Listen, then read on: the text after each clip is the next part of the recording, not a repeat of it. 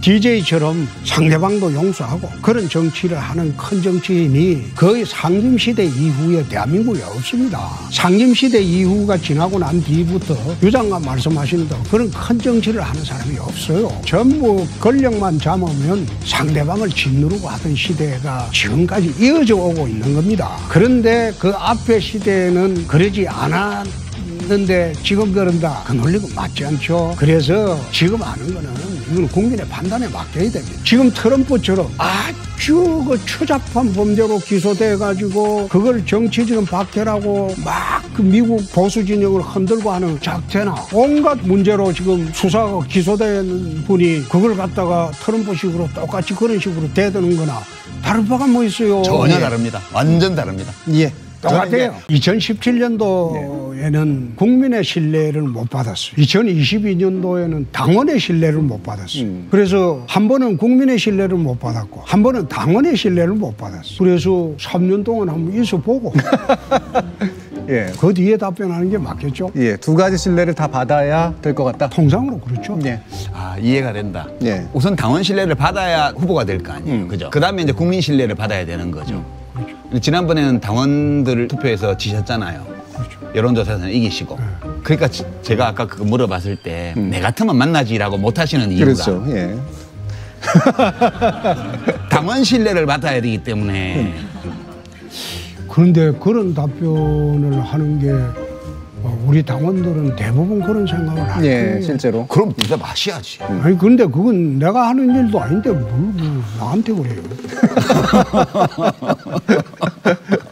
두 분은 친구로 가능하다고 서로를 생각하십니까? 뭐 그렇죠. 좀 어려울 것 같은데. 예, 더듬으신 것 같은데. 예, 어려울 것 같은데. 여기는 어려우시다. 그런데 이제 유 장관이 하나 좋은 거는 예. 오늘 같은 경우에 나오면 유 장관이 저를 공격하는 게 아니거든요. 윤석열 정부를 공개하는 거예요. 제가요? 아직 안 그렇지. 하셨습니다. 그게 앞으로 할 거 안 하면 이 시청률이 안 올라가. 제가 해도 괜찮겠습니까? 아이 그럼. 실드를 하실 수 아이 있겠습니까? 그럼. 아, 그럼 무슨 얘기를 하더라도 야멸차게 공격을 해야지 우선 시청률이 올라가고 MBC가 이거 돈을 벌어요. 아니 뭐 좌파가 장악한 방송이라고 4년 전에는 그렇게 와서 타박하시더니 그 사이에 아니지. MBC에 애정이 생기셨나 봐. 아니 MBC가 나한테는 그렇게 심하게는 안 하죠. 그래서 대통령 후보로서 출마하실 생각이 있다 없다 반반이다. 전혀 없죠. 전혀 없다. 0.00001%도 없습니다. 제가 10년을 했거든요. 제 인생에 10년이면 제 할 도리는 다 했다고 생각하고요. 저는 티끌만큼의 그런 생각도 없습니다. 예. 이거 믿으십니까? 전화번호도 안 믿는다고 4년 전에. 내가 보기에는 유장관밖에 남을 사람이 없어요. 이렇게 말씀하셨는데 기회 되면 아마 할 거예요. 기회 되면. 그 기회는 남들이 만들어줄 수도 있다. 이제 착착 정리가 되겠죠. 검사들이 정리를 해주니까. 제가 이제 96년도 YS 정당 간 거는 그 당시에 진보 정당, 보수 정당 그런 개념으로 나눠진 게 아니었고 그 당시에는 YS 정당이야 DJ 정당이야 뭐 그 차이였죠. 네. 근데 YS가 전화를 했기 때문에 응급결에 받다가 간 겁니다. 네, 의지로 선택하신 건 아니네요. 그러면. 그렇죠. 검사 그만둔 지 이제 석 달밖에 안 됐는데 그 당시는 어떻게 안 된다 할 수 있어요. 그래갖고 이제 그 당에 들어간 거고 노무현 대통령 시대에 와서 보수 진보 갈라지기 시작했죠. 좀 더 선명해졌죠. 정면으로 모든 정책에 있어서 보수 진보가 전면에 등장하기 시작했어요. 그때는 제가 이미 3선 됐을 때입니다. 네. 근데 어떻게 3선 되고 난 뒤에 나 들어온 정당에 발을 뺄 수가 있어요. 좋든 싫든 이제 여기에 무덤이라 생각하고 사는 거지. 국회에 절대 다수 의석을 쥐고 처음에 대통령이 되고 난 뒤에 정부 조직법을 한 번이라도 도와준 일이 있습니까? 자기가 정권을 담당하면 제일 먼저 해야 되는 게 정부 조직입니다. 내가 5년 동안 운영할 정부 조직은 그 사람 마음대로 들어주는 거예요. 정부 조직법 자체가 봉쇄가 돼버립니다. 하등에 여태 도와준 게 하나도 없어요. 정부 조직 자체도 정권이 바뀌었는데 정부 조직을 자기 원하는 대로 한번 구상을 해갖고 짜려고 하는데 그것도 못하게 지금 막아놨다. 최근에 통과된 거 그것 것도 자기들이 어느 정도 수긍이 가니까 통과시켜준 거지 윤석열 정부를 위해서 통과시켜준 건 아니에요. 이런 식으로 전부 오로지 자기 당 대표의 방탄만을 위해서 그래 하고 있는데 그걸 갖다가 대통령 입장에서는 대선 전부터 문제됐던 사건을 검찰이 수사를 하고 있는데 대통령이 그 수사하지 말라고 하겠어요? 지금 아무것도 안 도와주고 있는데 어떻게 도와줘야 되느냐는 야당이 도와줘야 된다 이런 말씀이신 건가요? 그러니까 국회에서부터 도와줘야죠. 나는 보수 진보를 이렇게 봅니다. 보수주의자들은 자유를 최우선시하고 진보주의자들은 평등을 최우선시한다. 그러니까 보수주의자들이 평등을 무시하는 건 아니에요. 그러나 최우선 가치는 자유예요. 근데 진보주의자들은 최우선 가치는 평등이에요. 그래서 어느 거를 지금 최우선 가치로 두고 정치를 하느냐. 그 차이겠죠. 우리 홍 시장님은 저보고 빨갱이라고 안 그러세요. 저도 홍 시장님 보고 수구 꼴통이라고 안 그러거든요. 저하고 면전에서 저한테는 절대 안 그러시는데 밖에 나가서도 안 그래요. 딴 사람한테 지금 그러셨잖아요. 아니 실망입니다. 아니 도지사 할 때 내가 좀 들은 게 있거든요.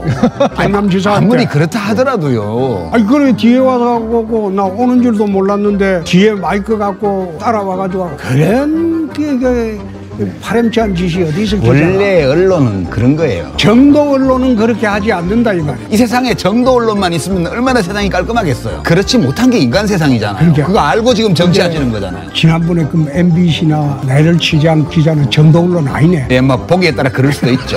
그렇지만 그게 인간 세상이고 현실 정치를 하시는 분은 그런 인간 세상을 인정을 하고 정치를 하시는 거잖아요. 제 이야기는 실수가 있었다면 국격을 생각해서 보도를 안 하는 게 옳습니다. 내가 창원을 한번 방문한 적이 있어요. 홍준표 반대한다고 창원 시민단체들이 나와서 대거 시위를 했어요. 비서관하고 둘이 이야기하면서 창원에 빨갱이 많어. 내가 그랬거든요.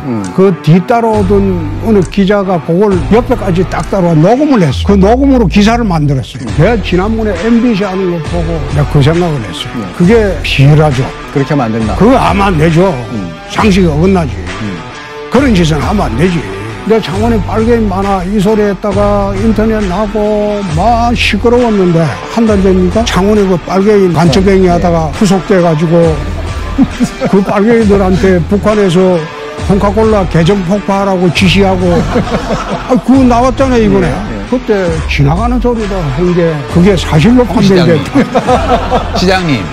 무죄 추정의 원칙을 이 공공장소에서는 우리가 존중해야 되지 않겠습니까? 그 이야기는 여장관이 분리할 때마다 하더라고요. 시장님이 판단에 이거는 보도 안 하는 것이 국격을 위해서 좋다라고 판단을 하셨다고 해가지고 그것을 강요할 수는 없는 거거든요. 그렇잖아요. 강요는 안 하지. 뭐 요즘 세상에 뭐 그 비행기 좀 안 태우고 그런 정도죠. 아니 요즘 한번 보세요. 어떤 목사는 내가 한마디 했다고 나와가지고 이 새끼 저 새끼하고 입에 담지 못할 욕을 해도 지금 멀쩡하잖아요. 네. 내가 그걸 고소할 수 있겠어요? 네. 들어보서 안 하지? 네.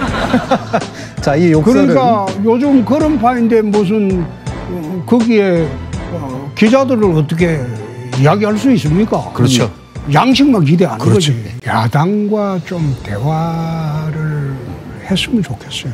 그런데 지금 상황이 참 이상하게 꼬여버린 게 야당과 대화를 해가지고 타협을 하면 네 기소된 거 봐줄게. 우리 부탁 들어주라. 이렇게 국민들이 오해할 수가 있으니까 윤석열 정부에서 섣불리 지금 손을 못 내밀고 있는 것 같습니다. 옛날에는 막구 정치라는 게 있었어요. 네. 공식적인 라인 외에 막구에서 서로 만나서 협의를 보고 이게 이제 공식 라인을 통해서 합의가 되고 이랬는데 요즘 와서는 아예 막구 정치라는 게 없어요. 막구에서 조율하고 중재하는 사람들이 있었다고 각 당에다. 근데 그게 없어져 버리니까 그냥 매일 아침 마이크 대고 서로 욕질하는 거로 하루를 시작한다. 그러니까 타협이 안 되는 거죠. 그래서 양쪽에 이제 원로들이라도 나서서 막구 타협이라도 좀 하는 그런 모습이라도 좀 보여줬으면 그렇습니다. 네, 홍 시장님은 현역 정치인으로 또 지금도 활동하고 계시니까요. 이런 정치에 대한 기대 잘 부응하고 계시다고 생각하시는지 여쭙겠습니다. 저는 대구시정은 잘하고 있습니다. 국정은 제 책임이 아니죠. 최근에 이제 당대표도 정광훈 목사한테는 한마디 못하고 저보고는 뭐 대구시정이나 잘하라고 그러더라고. 네. 그래서 내가 대구시정은 잘하고 있습니다. 네.